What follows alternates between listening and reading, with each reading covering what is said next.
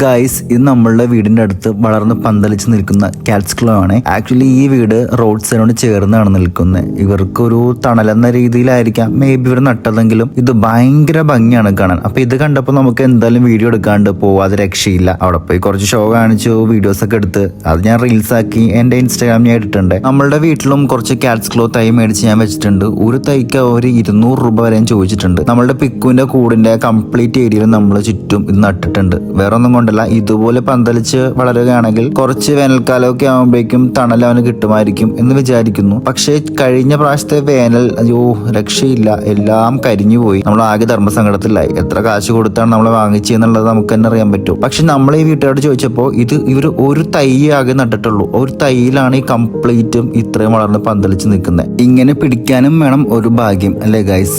Actually നമ്മുടെ വീട്ടിലും ഇങ്ങനെ ആകുമെന്ന് പ്രതീക്ഷ എനിക്കുണ്ട്. അപ്പോൾ ബൈ ഗൈസ്.